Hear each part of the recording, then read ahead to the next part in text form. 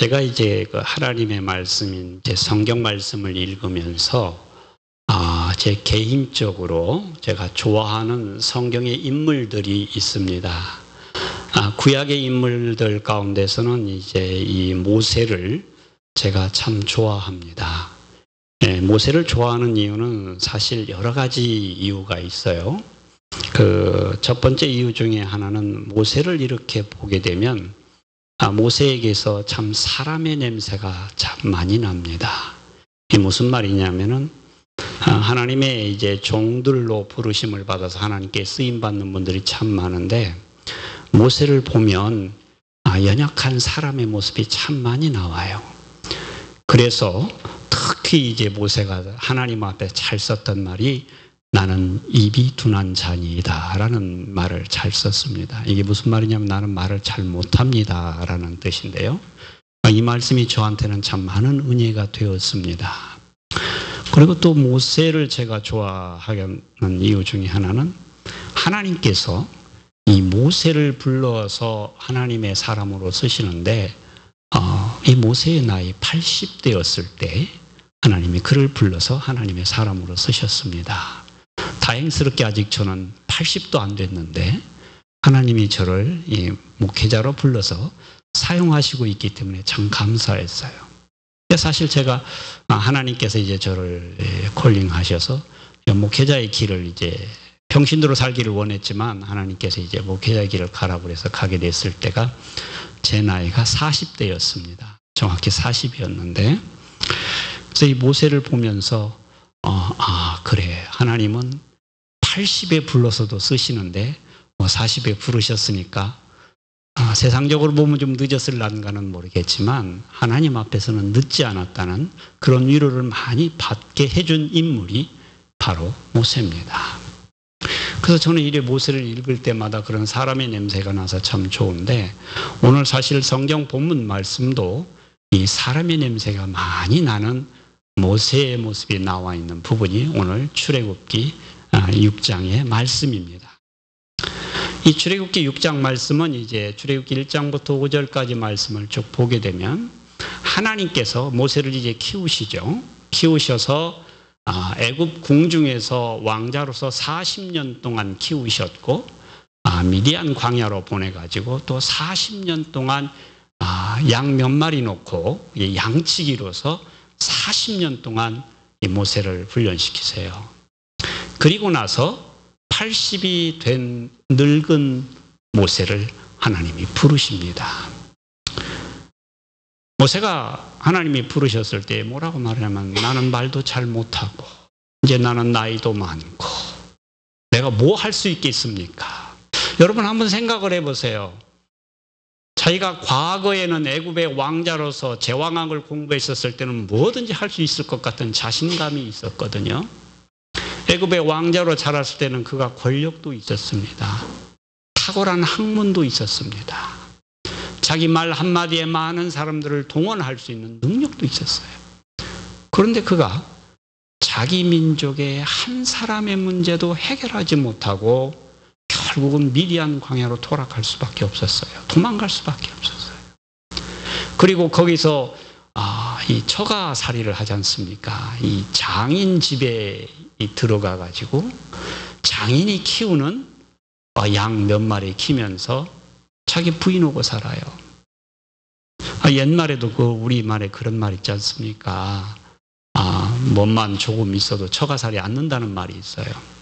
그만큼 남자가 처가살이 하는 건 쉬운 것이 아니에요. 그런데 거기서 그 광야에서 40년 살고 나니까 모세는 아무런 자신감이 없어집니다. 여러분도 한번 이 광야라는 걸 생각을 해보세요. 거기 가서 여러분 사시다 보면 양을 치러 이제 광야로 가게 되면은 이 풀을 찾아서 이렇게 돌아다녀야 되지 않습니까? 근데 이 광야라는 지역이 그렇게 풀이 많은 지역이 아니에요. 그러다 보면은 이것저것 찾아서 옮겨가야 되고 한 번 나가면은 뭐 하루 갔다 오는 게 아니거든요. 쭉 돌아야 돼요. 한 달이 걸릴 수도 있고 두 달이 걸릴 수도 있고 더 많은 세월이 흐를 수 있습니다. 양치기를 가다가 보면은 뭐 많은 사람들 친구들과 같이 어울려 가는 게 아니에요. 그저 양 불고 자기 가고 가면서 하루 종일 양 풀 뜯어 먹는 거 보면서 내가 왜 이러고 있어야 되는가 생각할 수 있는 그런 것이 광야예요. 거기서 40년을 살다 보니까 자기가 비록 젊었을 때는 제왕학을 공부해서 탁월한 웅변을 할 수 있던 사람이 그렇게 살고 나니까 말 한마디도 할 수가 없는 거예요. 그래서 하나님이 불렀을 때 모세가 아닙니다. 나 말 못하니까 나 못 갑니다.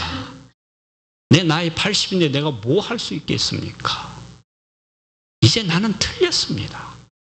끝까지 하나님 앞에 거절해요. 또 하나님께서는 그런 모세가 그렇게 말씀하시면 그래 너 됐다. 뭐 네가 생각이 그렇다고 한다면 굳이 내가 너 아니더라도 할 사람 있다 하고 내버려 두시는 것이 아니라 하나님도 참 고집이 세셔서 기어이 모세를 달개고 설득하고 어떻게 보면 막 강권해가지고 보냅니다. 보내시면서 하나님이 뭐라고 말씀해 주시냐면은 어떻게 앞으로 네가 사역할 건지를 쫙 말씀해 주세요. 그러시면서 하나님이 뭐라고 말씀하시냐, 이제 네가 가서 바로에게 내 말을 전할 텐데 바로가 분명히 너의 말을 거절할 것이다. 듣지 않을 것이다.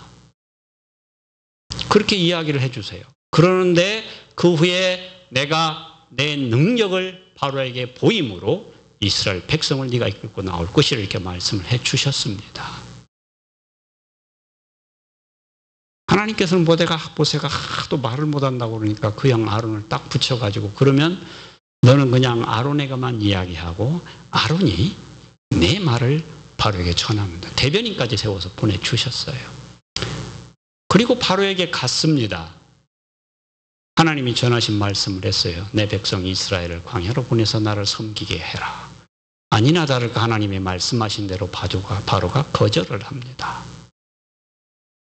그러면 여기까지 이미 하나님이 다 말씀해 주셨으니까 알고 있잖아요. 그러면 하나님이 말씀하신 대로 되었나 보다 하고 그냥 오면 되는데 모세가 와가지고 하나님 앞에 하는 말이 있습니다. 5장 22절하고 23절에 보면 이렇게 얘기해요. 모세가 여호와께 돌아와서 고하되 주여 어찌하여 이 백성으로 학대를 당케 하셨나이까? 어찌하여 나를 보내셨나이까? 내가 바로에게 와서 주의 이름으로 말함으로부터 그가 이 백성을 더 학대하며 주께서도 주의 백성을 구원치 아니하시나이까? 하나님이 분명히 바로가 듣지 아니할 걸 말씀하셨는데 그 사실을 알면서도 바로는 하나님께 돌아와서 뭐 하냐면 컴플레인해요. 컴플레인을 해요. 우리는 이 모습 속에서 모세의 무엇을 알 수 있냐면 모세가 첫 사역을 어떻게 보면 하나님이 말씀해 주셨지만 실패하고 돌아와서 하나님께 하는 내용이에요. 여러분 우리도 하나님 앞에 뜻을 세우고 무언가 해보기를 원하지만 때때로 여러분 그 일들이 처음부터 잘 되시는 경우도 있지만 안 되는 경우도 있어요. 여러분 2011년 들어와서 새해 여러분 나름대로 올해 계획들을 세우셨고 아마 그것을 지금 이루어 가실 겁니다. 이미 한 달이라는 시간이 흘렀습니다. 올해 12분의 1이 지났는데 여러분이 올 초에 세웠던 그런 계획들 가운데 그 일들을 실행해 나갈 때 분명 어떤 분들은 그 일들이 하나님 앞에 기도하고 해 나가니까 술술 잘 풀리는 분도 있지만 어떤 분들은 처음부터 꽉 막혀가지고 한 발자국도 못 나가는 경우가 있을 수 있다는 얘기. 그때 여러분 뭐라고 말씀하시겠습니까? 흔히 우리는 그런 일을 겪으면 이 사람이 연약한지라 하나님 앞에 할렐루야 하면 주여 내가 믿음이 부족하나이다 나를 용서하여 주옵소서 내게 힘을 주옵소서 그렇게 가시는 분도 있지만 때로는 우리 입술에서 불평이 나올 수 있어요. 특별히 이제 신앙에 막 출발하신 분들 가운데서 이럴 수 있다는 거죠. 그래서 모세가 와서 뭐 하느냐? 그 불평해요. 그런데 모세가 불평을 하는데 그냥 불평하는 것이 아니라 사실은 하나님께서 말씀해 주시지 않은 부분을 갖고 불평을 해요. 하나님께서는 네가 바로에게 가서 말을 하면 바로가 거절할 것이다, 그렇게는 말씀하셨지만 그 일의 결과로서 이스라엘 백성들이 더 학대를 받고 그 이스라엘 백성들이 모세를 싫어할 거라는 걸 말씀하지 않았거든요. 결과가 그렇게 나왔어요.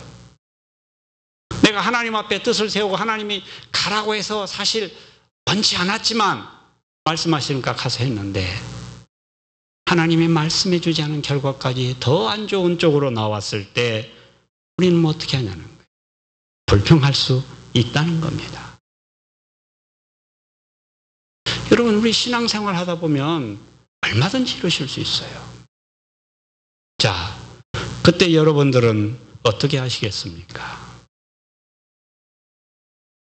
모세와 같이 불평을 하시겠습니까? 아니면 믿음을 가지고 더 나아가시겠습니까? 우리가 신앙생활을 하면서 우리는 연약하기 때문에 때로는 모세처럼 불평할 수 있어요. 그러나 여러분, 그렇다고 해서 그것 가지고 여러분 좌절하지 마세요. 저는 제가 또 좋아하는 그 성경의 인물 중에 하나가 요나입니다. 이 요나 선지자는 참 특별한 선지자인데, 이 요나 선지자는 다른 선지자들과 다르게 하나님하고 계속 토론하고 하나님 앞에 시비 걸고 그런 선지자예요. 하나님이 뭐라고 말씀하시면 그걸 순전하게 받아들이는 것이 아니라 속된 표현으로 하면은 이것을 비틀어 가지고 보는 사람이 요나예요. 니느웨 성에게 가서 회개의 메시지를 전하라고 해서 가기 싫었는데 하나님이 그냥 어쩔 수 없이 밀고 가니까 가서 전합니다. 자기는 니느웨 성 사람들이 구원받기를 원치 않았어요. 왜 그러냐면 이스라엘과 적대적인 관계에 있었기 때문에 자기 민족의 원수가 되는 니느웨가 망하면 망했지 왜 하나님께서 그들에게 말씀을 전해가지고 그들이 회개하고 돌아오게 하냐는 거예요. 그래서 하나님이 회개 메시지 전하라고 하니까 그거 거역하다가 도망가는데, 다시스로 도망가는데 하나님이 폭풍을 보내고 큰 물고기를 보내가지고 그 속에 또 3일간 있다가 나와가지고 니느웨 가서 하나님이 하라고 하니까 하기는 해야 되겠고 어떻게 합니까? 대충 슬렁슬렁 전하고 가요. 40일 지나면 니네 망한다. 설명하는 게 아니고 그냥 슬렁슬렁 하면서 가요. 여기서 요만큼 가서 그렇게 빨리 지나가면서 얘기하고는 나 다 했습니다 하고 땡 끝나고 어디로 올라가는, 이제 니네 어떻게 망하는가 보자 하고 동산 높은 데 올라가서 이렇게 쳐다보고 있어요. 하나님이 언제 저들을 멸망시키는가. 하나님이 니느웨 백성이 회개하고 돌이키니까 어떻게 합니까? 그게 못마땅해서 하나님하고 한바탕 하잖아요. 여러분, 그런 사람도 하나님이 선지자로 썼어요. 하나님이 순종하시는 사람도 쓰지만 어떻게 보면은 하나님 앞에 좀 껄끄러운 사람도 하나님은 쓰십니다. 그렇기 때문에 여러분의 성격이 좀 생각할 때 내가 좀 모난 것 같다 생각해도 걱정하지 마세요. 하나님께 붙잡히면 그것도 쓰임받습니다. 그래서 여러분, 성격이 좋고 나쁘고가 하나님 앞에 쓰임받는 그런 기준이 아니고 여러분이 하나님 앞에 잡혔느냐, 하나님이 여러분을 택했느냐 택하지 않았느냐가 중요한 거예요. 이런 모양은 이런 대로 쓰고 저런 모양은 저런 대로 쓰시는 분이 하나님이십니다. 그래서 모세가 와가지고 하나님 말씀대로 내가 했더니 바로가 백성들에게 고욕을 더 심하게 했는데, 그전에는 집을 주면서 벽돌을 하루에 일당 몇 개씩 만들어라고 말을 했는데 이제는 집도 주지 않으면서 집을 구해가지고 벽돌을 만드는데 그전에 횟수대로 그대로 만들어라고 합디다. 어떻게 된 일입니까, 하나님? 또 백성들이 힘들어지니까 백성들이 나를 받아들이지 않습니다. 나에게 컴플레인 합니다. 쉽게 말하면 네가 가서 왜 바로한테 그런 이야기 해가지고 왜 우리를 힘들게 하냐고 저를 배척합니다. 하나님, 그렇게 하나님의 백성을 구원하시지도 않으실 것 같았으면 뭐들로 나를 보냈습니까? 라고 모세가 이야기해요. 이 정도 되면 하나님도 모세에게 좀, 모세를 그래 모세야 안다. 네가 참 수고하고 애썼는데 그래도 네가 참아야 하지 않겠니? 좀 이렇게 달래시면 좋을 텐데 오늘 말씀을 보면은 하나님은 그를 달래는 것이 아니라 1절 말씀에 이렇게 말씀하십니다. 이제 내가 바로에게 하는 일을 내가 보리라. 하나님은 모세를 달래는 것이 아니라 하나님의 확실한 말씀을 주세요. 이제 내가 하는 일을 보리라 그러세요. 여러분, 이 말씀 속에 우리는 큰 하나님의 섭리를 느낄 수 있습니다. 우리는 가끔 그렇게 생각을 해요. 내가 하나님 앞에서 하나님의 자녀로서 하나님의 일을 뭔가 하고 싶다는 생각을 가지고 하나님의 일을 합니다. 이것도 참 중요한 일입니다만은 때로는 하나님에게 우리에게 바라시는 것이 하나가 있어요. 그게 뭐냐면 너희가 내 일을 보라 이거예요. 이 말은 무슨 말이냐? 하나님의 일을 너희가 하는 것이 아니라 하나님이 내가 한다는 거예요. 보시면 돼요. 하나님이 어떻게 사람을 세우시고 그 사람을 어떻게 변화시키고 어떻게 그 사역을 하시는지 보시면 돼요. 때로는 하나님이 우리에게 원하시는 사역 중에 하나가 뭐냐면 증인의 사역이에요. 그냥 하나님이 하신 것 보고 그 하나님이 하신 것을 사람들에게 이야기하라는 거예요.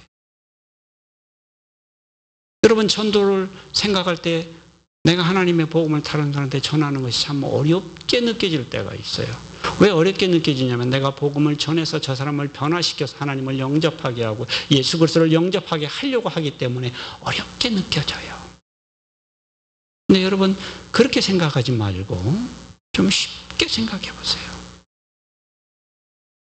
복음이 예수 그리스도가 어떻게 나에게 왔고 그 복음이 나를 어떻게 변화시켰고 내가 지금 그 복음 때문에 어떻게 살고 있는지만을 여러분이 그냥 다른 사람에게 이야기하시면 그게 전도예요. 여러분, 그렇게 생각해 보면 좀 전도가 쉬워지지 않습니까? 내가 뭔 말을 해서 성경을 많이 알아가지고 지식적으로 철학적으로 이야기를 해가지고 저 사람을 변화시키려고 하면 어렵지만 하나님이 하신 일을 내가 본 것, 하나님이 나에게 하신 일을 본 것을 내가 이야기하는 것은 훨씬 쉽다는 얘기예요. 그렇게만 이야기하시면 돼요. 왜 그러냐면 결국 사람을 변화시키는 건 우리가 아니기 때문에 그렇습니다. 하나님이 하시기 때문에 그래요.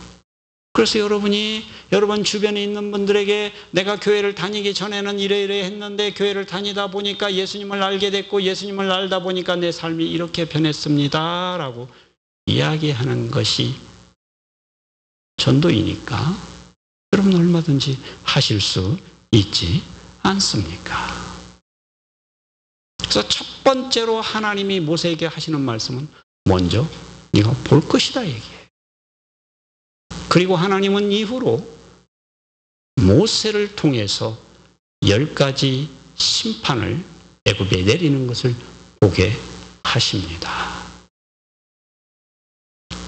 하나님께서 모세에게 네가 나의 하는 일을 볼 것이다 이렇게 보리라 말씀을 하시고 이제 2절부터 9절까지 하나님 말씀을 쭉 주시는데 이 2절부터 9절까지 말씀은 두 부분으로 되어 있습니다. 2절과 3절 말씀은 하나님이 모세에게 주시는 말씀이고요. 4절부터 9절까지 말씀은 하나님이 이스라엘 백성에게 주시는 말씀이에요. 하나님께서 이제 모세에게 말씀을 주시면서 이렇게 말씀을 시작하시죠. 하나님이 모세에게 말씀하여 가라사대 나는 여호와로라. 하나님은 모세에게 서두에서부터 말씀을 하시면서 하나님의 자기 선언을 말씀하십니다. 나는 여호와로라. 여러분, 하나님께서 하나님의 자기 선언을 나는 여호와라고 하시는 이유는 무엇입니까? 첫 번째는 하나님께서 나는 여호와로라고 말씀하시는 것은 나를 믿으라는 거예요. 하나님이 나를 믿으라는 겁니다. 여러분 이것을 이해하시려면은 조금 이런 한번 경우를 생각해 보시기 바랍니다. 우리가 영화나 또는 뭐 소설이나 이런 데서 보면은 종종 그런 것을 볼 수 있습니다. 어떤 사람이 다른 사람을 상대로 해서 어떤 협상을 벌일 때가 있어요. 어려운 문제를 가지고 협상을 합니다. 협상을 할 때 진척이 잘 안 되면은 가끔 그 주인공이 그런 예를 들죠. 내가 누구입니까? 나 누구누구입니다. 그 표현을 써요. 예를 들면 이제 제가 예를 들어서는 얘기입니다만 이제 그 김두한이라는 인물이 있지 않습니까? 예, 조직에 몸담고 있었던 사람인데 이 사람이 이제 어떤 협상을 벌일 때라든지 이런 걸 할 때 보면 가끔 그런 말을 해요. 나 김두한이야. 이런 표현을 씁니다. 여러분 그 말을 들으면 필링이 오십니까? 나 김두한이야. 뭔 말입니까? 내가 책임지고 하겠다는 거예요. 설령 일이 잘못돼가지고 손해를 본다면 내가 손해를 보더라도 내가 하겠다는 거예요. 하나님께서 나는 여호와로라 그 말씀은 내가 책임지고 그 일을 하시겠다는 뜻이에요. 자, 하나님께서 책임지고 그 일을 하신다고 그러니까 어떤 믿으라는 거예요. 모세가 첫 번째 사역을 실패하고 돌아왔습니다. 그는 어떻게 보면 힘든 상황 가운데 있어요. 그 힘든 상황 가운데 있는 모세에게 하나님이 나는 여호와로라. 나를 믿으라는 거예요. 사실 모세가 하나님 앞에 불평하는 이유는 뭐예요? 모세가 누구를 봤습니까? 자기를 적대시하는 이스라엘 백성을 봤어요. 바로 앞에 무력한 자기 자신을 봤어요. 그러니까 그는 백성은 보이고 자기 자신은 보이는데 하나님을 못 봐요. 그러니까 컴플레인 나오는 거예요. 그런 그에게 하나님이 나는 여호와로라. 여러분 그렇다면은 하나님께서 하나님의 이름을 걸고 하나님이 약속하신 것을 지키시겠다는 그런 뜻이 되는데요. 이것을 우리가 조금 더 이해하려면은 이 여호와라는 하나님의 이름을 좀 이해를 해야 될 것 같습니다. 여러분 하나님의 이름이 이제 여호와라 이렇게 쓰고 있는데 원래 이제 하나님의 이름은 그 이스라엘 백성들에게 하나님의 이름은 거룩한 이름입니다. 그래서 하나님의 이름이 계시지만 이스라엘 백성들은 결코 하나님의 이름을 부르지를 않아요. 거룩하신 하나님의 이름이기 때문에 감히 사람이 부를 수 없다고 해서 부르지 않습니다. 그래서 원래 하나님의 이름이 계시는데 그 이름의 자음에다가 아도나이라는 주라는 다른 이름이 계시는데 그게 모음을 플러스 시켜가지고 만든 게 이제 하나님의 이름이라고 이렇게 그 사람 이스라엘 백성들은 그렇게 불러요. 그러니까 어떻게 보면 이제 오랜 세월이 흘렀기 때문에 사실 하나님의 이름을 모릅니다. 그래서 우리가 보통 여호와다 뭐 이렇게 부르는 것은 그 자음과 모음이 다른 모음이 서로 이렇게 플러스돼서 붙여진 이름이에요. 그리고 이 이름의 본 의미는 여러분이 출애굽기 3장 14절에 가시 보게 되면 하나님께서 하나님의 이름을 말씀해 주세요. 그게 뭐냐면 나는 스스로 있는 자다라는 그런 뜻이 되는데요. 이 이름을 말씀하시는 그 배경이 있습니다. 하나님께서 모세를 이스라엘 백성의 지도자로 이제 보내려고 하셨을 때 모세가 하나님께 질문을 하나 하지요. 하나님, 제가 이스라엘 백성들에게 가서 당신이 보냈다고 이야기를 해야 된다 그러는데 그러면 그 백성들이 너를 보낸 사람이 누구냐라고 이야기한다면 하나님, 제가 하나님을 누구라고 말을 해야 할까요? 라고 질문을 해요. 그때 하나님이 모세에게 가르쳐 주신 하나님의 이름이 뭐냐면 나는 스스로 존재한 자라는 뜻입니다. 그래서 여호와라는 이름의 뜻이 그 말이에요. 나는 스스로 존재하는 자다라는 뜻입니다. 그러면 하나님께서 내가 반드시 내 약속을 지키겠다고 말씀하시는 것을 하나님의 이름을 걸고 말씀을 하시는데, 그 하나님의 이름은 나는 스스로 존재하는 자다 이렇게 말씀하시는 것과 이 도대체 무슨 상관관계가 있냐는 거예요. 여러분 지금 여기에 앉아 계십니다. 이 말은 이렇게도 표현이 됩니다. 여러분 지금 여기에 존재해 계시는 겁니다. 여러분이 이곳에 존재해 계셨지만 여러분 100년 전에 여러분 여기에 존재해 있었습니까? 아니요, 안 계셨어요. 지금 여러분이 여기에 계시지만 100년 후에 여러분이 이곳에 그대로 존재해 계시겠습니까? 아마도 그걸 장담하실 수 있는 분은 없을 거예요. 근데 하나님은 나는 스스로 있는 자라고 현재형으로 이야기해요. 무슨 말이냐면 하나님은 오늘도 계셨고 오늘도 계시고 어제도 계셨고 내일도 계신다는 얘기입니다. 영원히 계신 분이라는 뜻이에요. 하나님이 영원히 계신다는 그 말은 이런 얘기가 됩니다. 하나님은 여기도 계셨고 100년 전에도 계셨고 1000년 전에도 계셨고 10,000년 전에도 계셨어요. 하나님은 10,000년 후에도 계시는 분입니다. 하나님은 어디나 계시고 언제나 계시는 분이에요. 그래서 그분은 내가 스스로는 존재하는 자다, 그 말은 내가 지금 모세 너와 함께 하고 있는 것처럼 나는 이스라엘 백성과도 함께 하고 있다는 그 말씀입니다. 하나님이 나와 함께 하신다. 지금 이 자리에 하나님이 여러분과 함께 하십니다. 자, 그러면 하나님이 이 예배 드리는 이 장소에 여러분과 함께 하시는데 그건 여러분에게 무슨 의미가 있습니까? 여러분이 하나님 앞에 계시고 하나님이 여러분 앞에 계셨을 때 여러분 어떤 생각이 드세요?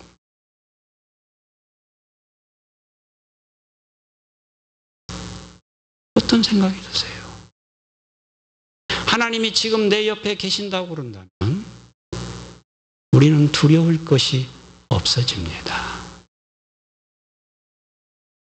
하나님이 나의 등 뒤에서 계셔서 나를 지켜주고 계시면 하나도 두려울 게 없어요.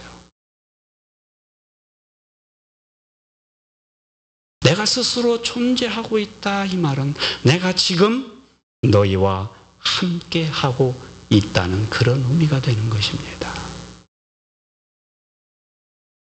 하나님이 이스라엘 백성들과 함께 하심으로 말미암아 하나님은 우리에게 전능의 하나님이 되시는 거예요.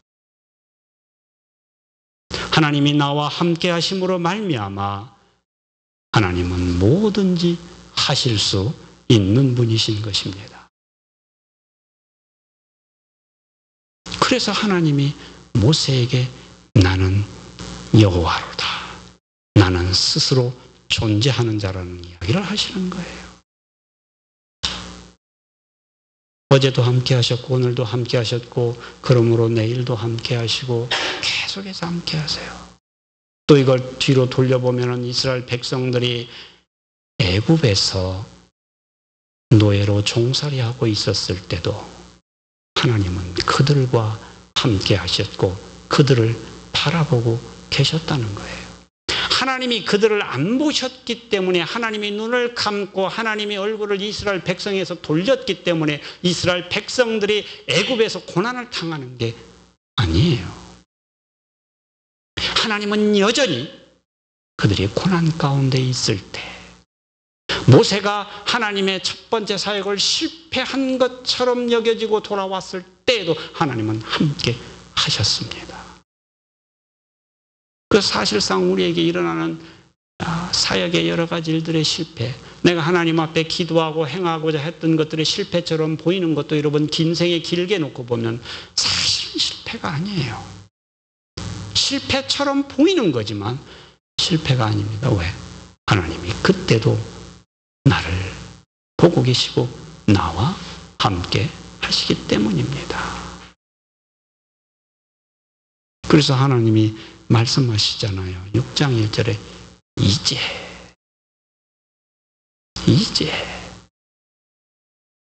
이제 구체적으로 하나님이 그 사역을 시작하시겠다는 그런 뜻이 되는 것입니다. 함께 하시는 하나님의 말씀을 주시면서 3절 말씀에 가보게 되면은 하나님은 이제 하나님의 언약을 말씀하십니다. 내가 아브라함과 이삭과 야곱에게 전능의 하나님으로 나타났으나 나의 이름을 여호와로는 그들에게 알리지 아니하였고, 이 부분이 조금 우리가 이해하기가 쉽지가 않죠. 우리가 창세기를 읽어보게 되면 하나님께서는 이미 하나님의 이름을 믿음의 조상인 아브라함과 이삭과 야곱에게 여러 번 말씀하셨어요. 여러 번 말씀을 하셨고 나는 전능한 하나님이라고 말씀을 하셨어요. 그런 걸 놓고 보게 되면은 하나님께서 이미 믿음의 조상들에게 이름을 말씀하셨는데도 불구하고 오늘 말씀에서 보게 되면 내가 전능의 하나님으로 나타났지만 나 이름을 여호와로는 그들에게 알리지 아니하였다고 이렇게 말씀을 하고 계시거든요. 근데 이것은 하나님께서 하시는 그 의도가 있으십니다. 하나님의 이름이 여호와로라. 나는 스스로 존재하는 자라는 말씀을 통해서 하나님이 함께 하신다고 말씀을 하셨습니다. 그러시면서 창세기에서는 하나님이 이스라엘 백성들의 믿음의 조상들에게 무슨 얘기를 하셨냐면은 언약을 자꾸 이야기하셨죠. 언약을 이야기하셨어요. 그런데 지금 이 출애굽기에 들어와서는 하나님이 언약을 기억하시면서 무엇을 하시려고 그러십니까? 죄 가운데 있는, 노예 가운데 있는 이스라엘 백성들을 애굽으로부터 탈출시키는 일을 하시려고 그러세요. 약속하셨고 그 약속의 근거에서 하나님은 이스라엘 백성들을 끄집어 내시려고 한다는 거예요. 그래서 내가 너희와 함께 하시고 이제 너희를 구원할 것이다라는 관점을 가지고 지금 3절 말씀을 하시고 있는 겁니다. 창세기에서는 하나님이 끊임없이 믿음의 조상들에게 약속을 하셨어요. 그리고 그 약속대로 그들을 이끄셨어요. 그 약속 중에 하나가 무엇이 있냐면은 창세기 15장에 보시게 되면은 하나님이 아브라함에게 주시는 약속이 하나 있습니다. 여러분 창세기 15장은 참 중요한 장 중에 하나인데요. 그 이유는 바울이 로마서를 썼을 때 의인은 믿음으로 말미암아 구원받는다는 그 진리의 역사적 근거를 어디서 가지고 오냐면 창세기 15장 6절에서 가지고 와요. 그래서 이 창세기 15장을 조금 우리가 살펴보면 이런 내용입니다. 창세기 15장은 창세기 14장까지 14장에 보게 되면 한 가지 그 역사적인 사실이 있는데요. 북방에 있는 그돌라오메를 중심으로 한 북방왕의 연합군들과 남쪽의 소돔과 고모라를 중심으로 하는 남방왕들 사이에 전쟁이 벌어집니다. 그전에는 남방왕들이 북방왕에게 조공을 바쳤는데 언제부터인가 이제 힘이 길러지고 나니까 남방왕들이 조공을 바치는 걸 더 이상 바치지 않게 돼요. 그것으로 인해서 북방왕의 연합군과 남방왕들의 연합군 사이에 전쟁이 일어나는데 그 전장에서 북방왕들이 승리를 하게 됩니다. 승리하고는 그 당시 소돔에 살고 있었던 아브라함의 조카 롯을 이제 그 북방 왕들의 연합군이 포로로 잡아가게 되죠. 그 소식을 듣고 아브라함이 자기 집에서 길리운 사병 318명과 다른 동맹관계를 맺은 사람들과 함께 북방왕들을 이제 쫓아 올라갑니다.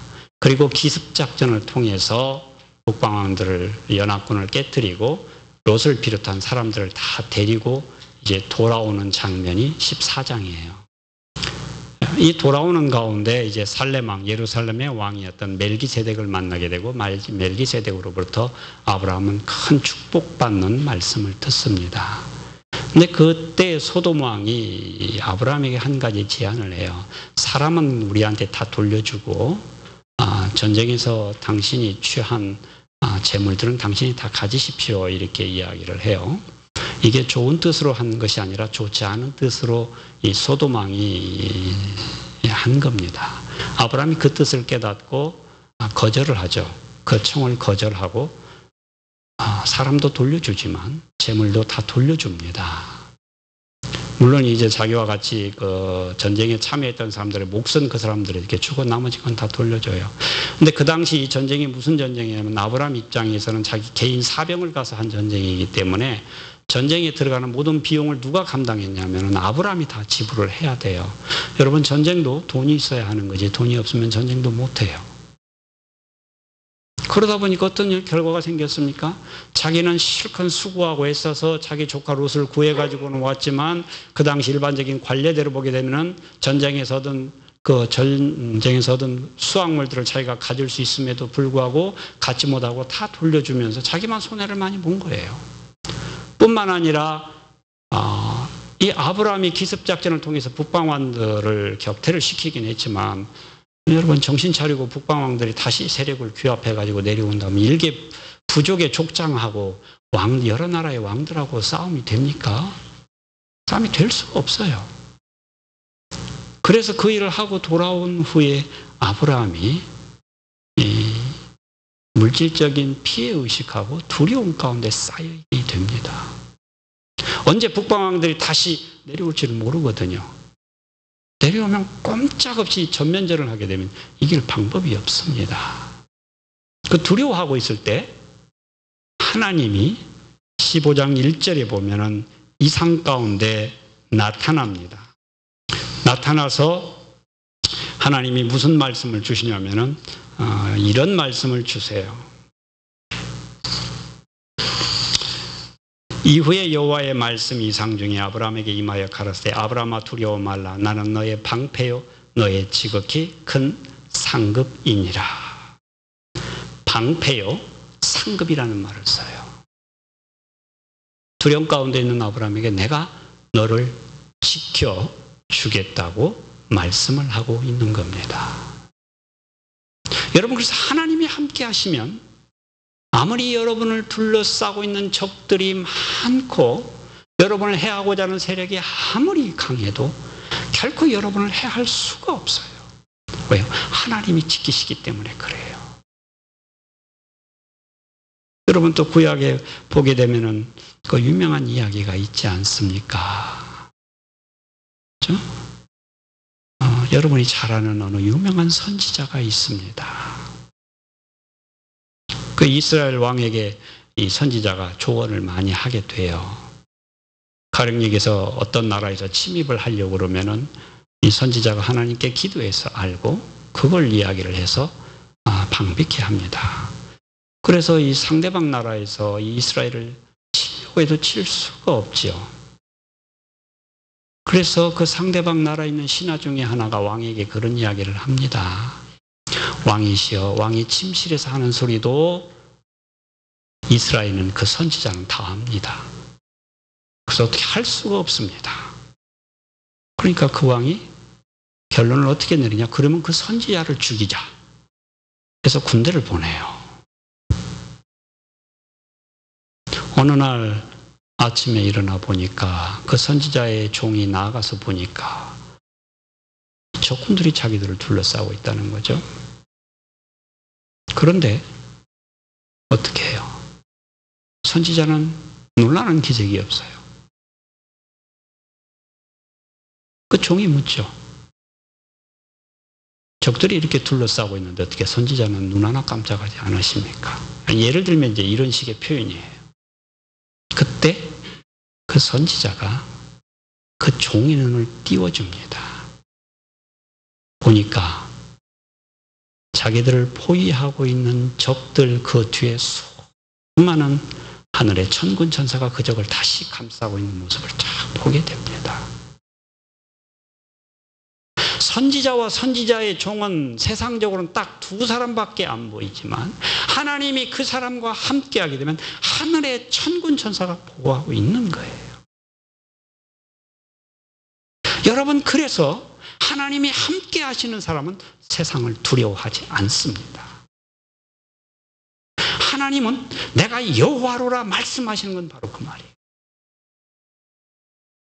하나님이 함께 하심으로 말미암아 모세를 지키고 이스라엘 백성들을 지켜주시는 그분이 바로 이분이에요. 그래서 하나님이 아브라함에게 내가 방패요 상급이다 그 말을 하죠. 결국 아브라함이 하나님의 말씀을 받아들이고 그걸 믿습니다. 믿으면서 아브라함이 하나님이 그러면 하나님이 주시는 약속을 믿을 수 있는 징표를 하나 주십시오. 그러니까 하나님이 아브라함에게 뭐라고 하냐면 또 그러면 언약식을 준비해라고 해놓고 말씀을 하십니다. 아브라함의 언약식을 준비해 놓습니다. 한밤중에 되어서 하나님이 다시 오셔서 아브라함에게 약속을 하실 때 그때 주신 말씀이 창세기 15장 13절에서 14절 말씀인데 여호와께서 아브라함에게 이르시되 너는 정령이 알라 내 자손이 이방에서 계기되어 그들을 섬기겠고 그들은 400년 동안 내 자손을 괴롭게 하리니 그 섬기는 나라는 내가 징치할지며 그 후에 내 자손이 큰 재물을 이끌고 나오리라. 이미 하나님은 이스라엘 백성들이 애굽에서 생활하기 이전부터 아브라함에게 그 족속들이 그 후예들이 애굽에서 400년 동안 있을 것을 말씀하셨어요. 알고 계셨어요. 이스라엘 백성들이 애굽에게서 어떤 일을 당할지를 하나님은 다 알고 아브라함에게 말씀을 해 놓으셨어요. 그걸 뭘로 주셨냐? 징표로 주신 거예요. 약속의 징표로 주신 것이라는 것입니다. 그래서 하나님께서 말씀하시면서 자꾸 언약을 말씀하시는 게 그거예요. 하나님이 주신 언약 속에 이미 이스라엘 백성들이 애굽에서 당할 일을 말씀하셨다는 거죠. 그러니까 하나님 내가 너희에게 준 언약을 기억한다 그 말은 이스라엘 백성들의 형편도 하나님이 아시고 하나님이 이제 이스라엘 백성들을 구원하시는 근거가 뭐냐? 하나님이 아브라함에게 주신 약속을 근거로 해서 하신다는 것입니다. 여러분 이 말씀을 들으면 여러분의 마음이 어떻습니까? 하나님은 애굽 백성들에게 애굽의 왕들에게 핍박받는 이스라엘 백성들의 신음을 들으신다고 말씀하고 있잖아요. 영원히 함께 하시는 하나님이 늘 함께 하시기 때문에 매일매일의 우리의 소리를 듣습니다. 그 하나님은 오늘도 몇천 년 전에 애굽에서 이스라엘 백성들의 소리를 들으신 하나님은 지금도 살아계셔서 오늘날 우리와 함께 하세요. 애굽에서 이스라엘 백성들의 고통과 신음을 들으신 하나님이 지금 여러분의 신음과 고통을 안 들으시겠습니까? 여러분이 믿음대로 살다가 하나님 앞에 조금 어려운 일을 겪고 힘들어할 때 여러분 하나님이 여러분의 그 고통을 모르십니까? 아세요. 여러분이 속으로 탄식하는 소리도 하나님은 다 들으세요. 왜요? 그분이 여호와이기 때문에 그렇습니다. 그분이 여러분과 함께 지금도 계시기 때문에 들으시는 거예요. 그래서 여러분들이 혹 2011년도에 계획을 세우시고 그 일들을 진행하다가 좀 어려움을 겪더라도 여러분 절망하거나 좌절하지 마세요. 그 하나님이 들으시고 보시니 여러분 힘을 내시고 끝까지 믿음으로 나아가시기 바랍니다. 그러면 분명히 하나님께서 여러분의 그 기도를 가지고 하나님 앞에 드린 소원을 가지고 하나님은 역사하실 줄을 믿습니다. 그런데 우리가 주변에서 보면은 정말 끝까지 실패하는 경우를 보게 되는데, 끝까지 실패하는 경우는 딱 한 가지예요. 어떤 때 끝까지 실패하느냐? 여러분 9절 말씀에 보면 이렇게 나와 있습니다. 모세가 이와 같이 이스라엘 자손에게 전하나 그들이 마음의 상함과 역사의 혹독함을 인하여 모세를 듣지 아니하였더라. 끝까지 하나님을 보지 못하면 결국은 실패합니다. 힘들어도 어려워도 그 기간이 길어도 그 속에서 하나님을 보면 하나님이 함께 하세요. 그런데 하나님을 보지 못하면 실패해요. 하나님께서 4절에서부터 9절까지 이스라엘 백성들에게 말씀하시는 내용이 그거 아닙니까? 내가 언약을 기억하고 이제 그 언약을 들었으니 내가 너희를 구원하리라. 너희를 구원해서 내가 너희의 하나님이 되고 너희는 나의 백성이 된다. 이렇게 말씀해 주세요. 그것을 모세 보고 이스라엘 백성들에 가서 그 얘기 전하래요. 9절에 보니까 전했어요. 근데 이스라엘 백성들이 믿지를 않아요. 왜요? 자기의 상함과 역사의 혹독함 때문이라고 이야기합니다. 지금 내 형편이 모세 당신 때문에 더 힘들어졌잖아요. 그게 힘들다는 거예요. 그러니까 힘든 것만 보는 거예요. 그냥 차라리 내버려 뒀으면, 노예 생활하고 있는 그들을 내버려 뒀으면 그냥 그대로라도 갔을 텐데 왜 굳이 그 일에 나서가지고 간섭해서 나를 더 이렇게 더 힘들게 만들었냐는 거예요. 그래서 우리가 예수 그리스도를 믿고 예수 그리스도의 사람으로 살아가고 하나님의 자녀로 살아가면서도 그 하나님을 바라보지 못하고 세상을 바라보고 나를 바라보고 내 주변의 환경을 바라보면 실패하는 겁니다. 아무리 하나님이 나는 여호와라 말씀하셔도 듣는 사람이 그 하나님을 바라보지 못하면 믿지 못해요. 여러분 믿지 못하면 실패하는 인생이 되는 겁니다. 하지만 여러분이 나는 여호와로라, 나를 믿으라, 나는 스스로 존재하는 자니 나와 함께함을 믿으라고 말씀하셨을 때 아멘 하고 믿으시면 여러분 고난은 있지만 힘듦은 있지만 분명히 하나님 앞에서 승리하실 줄을 믿습니다. 여러분이 이 믿음으로 나아가시면 올 한 해 하나님 앞에서 여러분이 물가에 심기운 나무와 같이 풍성한 열매를 맺으실 줄 믿습니다. 하나님이 여러분과 함께 하심을 믿고 그 믿음으로 나아가는 여러분 되시기 바랍니다. 기도하겠습니다. 하나님 아버지 감사합니다. 아버지 하나님께서 오늘도 저희들에게 나는 여호와로라는 말씀을 주셨습니다. 이 말씀을 통하여 하나님은 어제도 함께 하셨고 오늘도 함께 하시고 내일도 우리와 함께 하심을 말씀하셨습니다. 하나님이 우리의 어려움을 보지 못하셔서 우리에게 어려움이 있는 것이 아니라 믿음으로 나아가지 못하기 때문에 그 어려움 때문에 좌절하는 인생들을 바라봅니다. 아버지 우리가 믿음 없는 자가 되지 않게 하시고 믿음 있는 자가 되게 하여 주시옵소서. 하나님이 나와 함께 하심을 믿는 믿음으로 나가는 저희들 되게 하여 주실 것 믿고 감사드립니다. 이 모든 말씀을 주 예수 그리스도의 이름으로 기도드려 싸움나이다.